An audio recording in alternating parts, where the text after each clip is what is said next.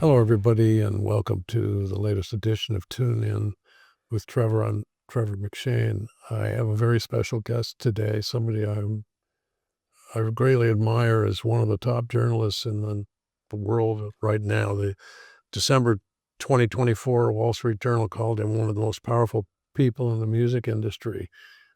He is highly intelligent, very opinionated, and you'll see why when we brief with him. You went to law school, but you're a journalist. What happened? I never really wanted to go to law school. I was in a down and out spot. I went to college, and I was a starving professional freestyle skier for a couple of years thereafter. I got the world's worst case of mononucleosis, and my father always said he wanted me to go to law school and he would pay. I applied. I ultimately decided to go because I had this bad case of mononucleosis. I was gonna drop out, but it was the worst year in the history of snow, 76, 77, which they are referencing this year because it's the worst year since then in snow in Colorado, in Utah. So I stayed in law school. I fell in with some girl that carried me through law school. I certainly was gonna pass the bar if I went 3 years to law school. So, as I say, never really planned to practice law, but I got a job with a guy who was a sole practitioner waiting for my bar results. And he had a lot of people in the music business at the time, mostly movie stuff. And I passed the bar, needless to say. I worked for a little while longer. I quit, tried to be a music manager, starved. And then he would constantly call me back. He got big clients. You know, we got this client, Canon Films, which was the biggest independent, movie producer in Hollywood at the time. But, then I got a job working for a movie producer. Then it goes into something else. That was the last time I practiced law. The only thing I could say is this guy who recently died had OCD, and he couldn't drive on the freeway, and he made me go for the temporary at the Santa Ana courthouse, and I got the temporary reversed. I said, "I never have to go to court again. I won once, that's it." You have something called the Lefsetz letter, and you do have a podcast. What are they? I started my newsletter in 1986 in print and charged for it primarily to get another job in the music business. I was eating at a place called Flaky Jake's at Pico and Sepulveda, which, of course, there's a song about that, that is something else now, and I was reading Billboard, which is going up and down. It was one of his down periods. I said, "This is terrible. I could do a better job than this." And all of a sudden, it clicked in my brain. Wait, they're computers, etcetera. So I had the idea to do the newsletter. Um, I ended up buying an Apple Mac and a laser writer and got really into computers, which I always said, "I'm never gonna get a computer until you can talk to them," which is finally happening. And I started the newsletter, as they say, with the main goal of getting another job. And I said, "If I get a certain number of subscribers, I'll continue." The weird thing was, just because to describe what it would come out every 2 weeks, usually 6 pages, it could be as many as 20, but it was business analysis. Usually when you talk tip sheet in the music business, that means this is a song for radio or reviews. I write much more frequently now. I cover a myriad of topics, but that what it was. Only the most successful people in the music business subscribe. The heads of all the labels. The only person who ever canceled a subscription was Clive Davis. And they all wanted to meet me. Didn't really turn into much work. The '90s were rough. I got a divorce. I ran out of money. But I had a free subscription to AOL when you used to have to pay by the minute. Warner Brothers Records had 8. Jeff Gold, who's the king of memorabilia now, gave me one, which I didn't think much about, but Tower Records used to have a magazine that came out every month called Pulse, and I was in that for a year, and they printed my address, which was very bizarre because you hear from people all over the world. You hear from a lot of people in prison who then call you. It's strange that when you take a collect call. And there were this woman in college who wanted to connect via the internet. Well, I said, I have this program microphone, I have a modem, I have AOL. Okay, I can do this. And I started to communicate. Fascinatingly, this woman was talking about a boyfriend. This was 1994, maybe. And she was talking about a boyfriend, and it came out she'd never met him. So there were things I experienced on the internet, like internet hate. Jimmy Kimmel for 10 years been doing internet hate. But in the beginning of the century, I would tell my shriek, there was no frame of reference. So in any event, I spent years on the internet. So I'm an attorney. I was into computers. I'm into the internet. Napster happens. This guy, David Krebs, in the '70s, two biggest managers were Irving Azoff on the West Coast, David Krebs on the East Coast. David Krebs had AC/DC, Nugent, other acts. An intellectual. He's got an MBA and he's still around, MBA and a legal degree. And he called me, he goes, "We're the acts on Napster." So then I was on the phone with Cliff Bernstein. Cliff Bernstein and his partner, Peter Mensch, have a management company to this day called Q Prime. One of their big acts is Metallica. I told him what Krebs had said, and they used to work for Krebs, both Mensch and Bernstein, and that's how Metallica sued Napster. So I became the expert on this digital disruption. I was in, listen, I knew it was copyright infringement, and I heard from all these people. I thought the goal of the labels was to get a ruling and then license something, which they did not do. Daniel Ek, of course, first came up with Spotify. The fact that he was going to have a free tier, I didn't believe was going to happen. But I gave away more free subscriptions on their soft launch than anybody in America. But that's a lengthy answer to your question there, Neville. All right. So you cover not just the music business, you cover politics as well to some degree. Well, we're living okay, when did I really first started write about politics? It was really starting in 2004. 2000, we had the election that, let me just put one other element here. In 2000, I went online and I stopped charging. I did not open the newsletter so that anybody could subscribe till 2005. The good thing about waiting that long is I say, then when the abuse comes in, I could cope with it a little bit better. But to, now I lost your question. Okay, let's, the Wall Street Journal says you've got 6 Oh, I know, the politics. I'm gonna go there, okay? Because it's very important at this point in time. Music used to drive the culture.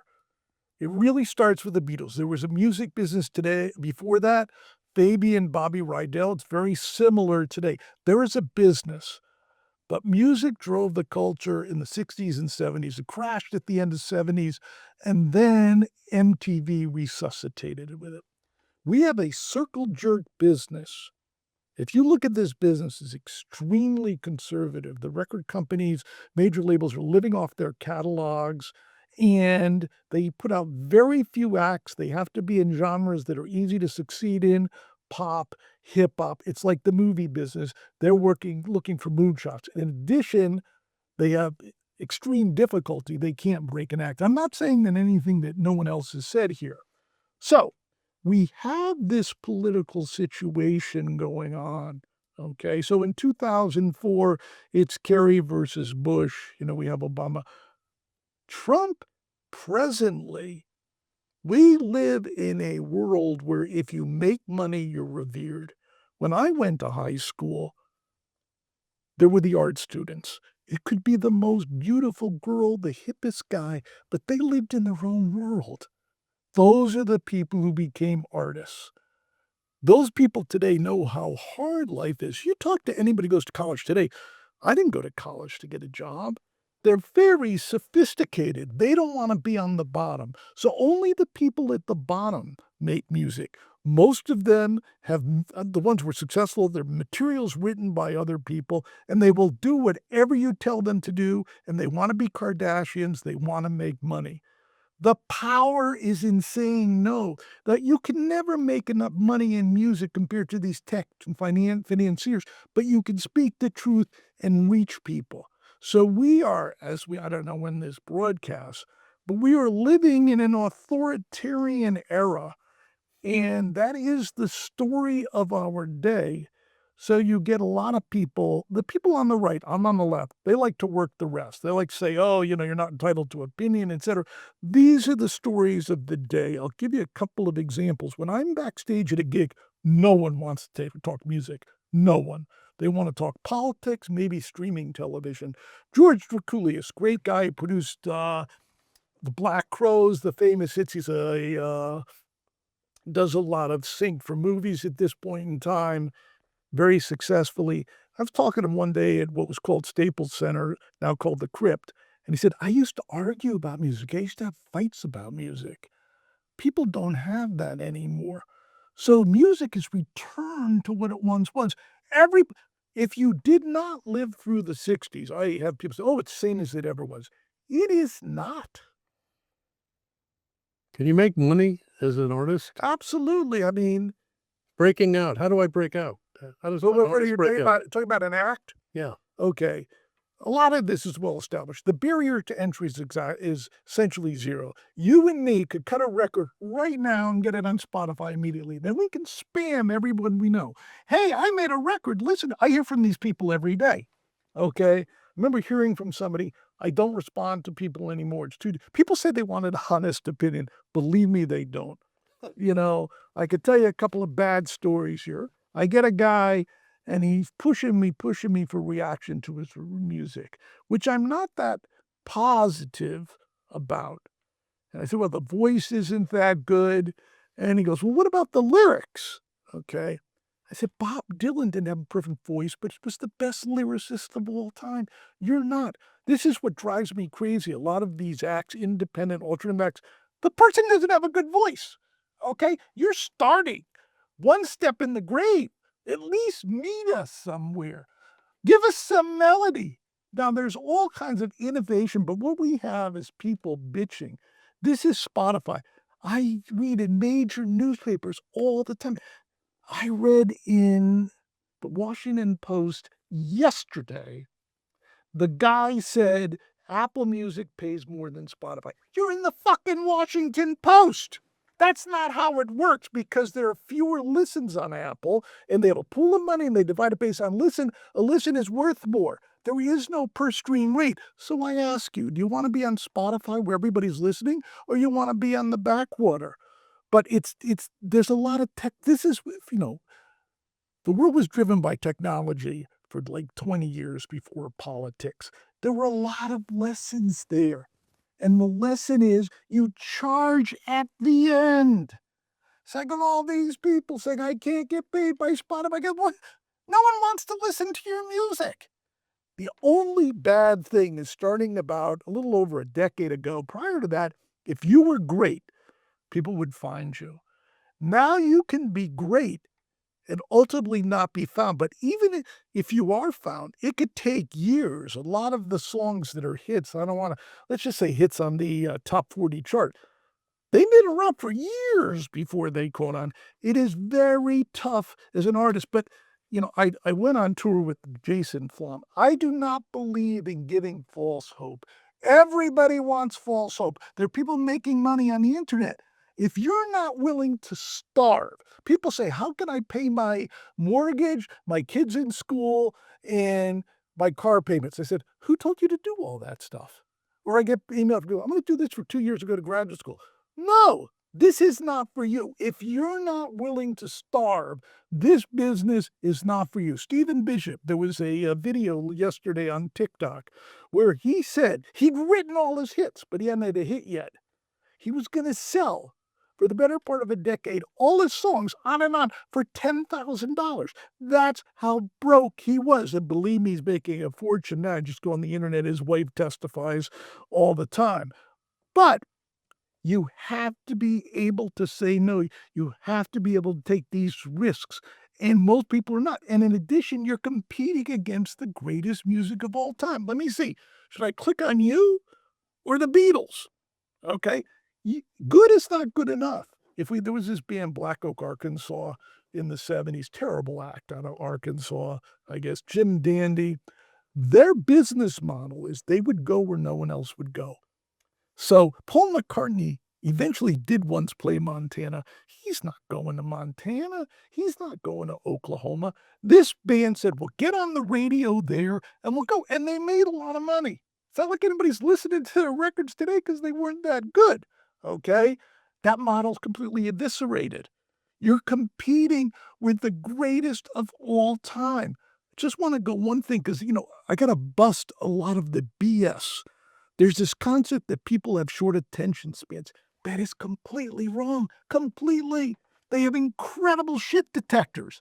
They say, "No, no, no, no, yes." What I love is somebody tell me, and I get this, listen to it 5 or 10 times.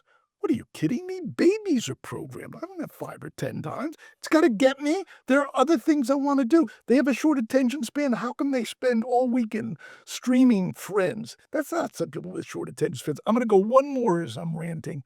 Enough of this anti-smartphone internet shit. This is how the, elder generation there's such a generation gap, but since these people have taken GLP-1s and had plastic surgery and have a smartphone, they think they're hip. The internet is the best thing that ever happened to me. I hear from people all over the world every day. I can reach them essentially for free. I can get what's going on. If you go on TikTok, you get the pulse of the world. My favorite comment on this, and I get people all the time, they say, "TikTok, the devil." First question I ask, "You ever been on?" "Nope, I wouldn't be on that." So, there's the younger generation it's like the older people. My parents say, "Get off TV." It's the same thing with the smartphone. You have a device in your hand which is completely personalized to you, all the data. What could be better? I want to go to another topic, which is the interviews that you do. You're on all the places we can get on the internet, and you get top, top, top people. Right. Uh, how do you prepare for an interview, and what makes a good interview? Generally speaking, I don't prepare. I'll get anxious the night before, unless it's somebody I know extremely well. I might get anxious, somebody I don't know that well, and read their Wikipedia page. Just did a podcast with George Massenburg, famous engineer, producer, created hardware, whatever. I met George. I don't really know him. I know the records he did. So I'm a little anxious. As soon as I go on, he wants to talk about AI music, and we just follow that.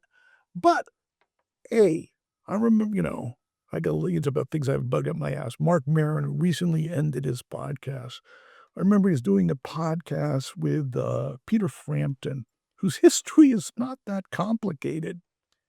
And he asked him, "Well, how many solo albums did you have? I don't want to listen to you interview. I want to listen to somebody who knows what's going on. So, A, this is my world.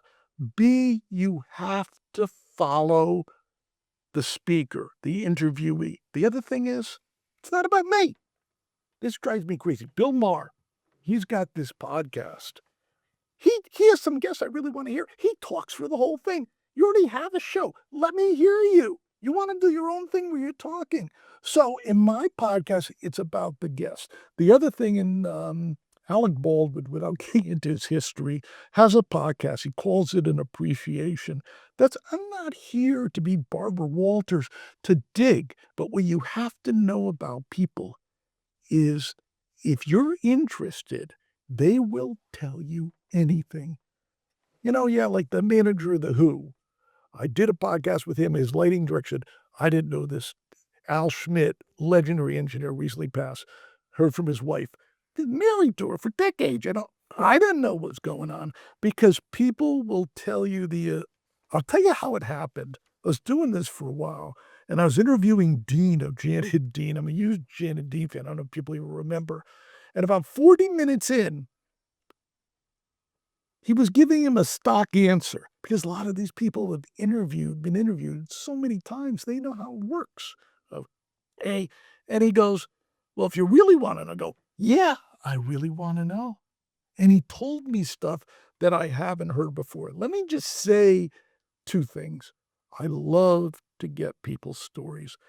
The highlight of my week is taught. Not everybody's great, and there are people who surprise you, but listening to someone, talking to you, talking to the person behind the camera, I wanna hear your story. So I'm taking this to, the business.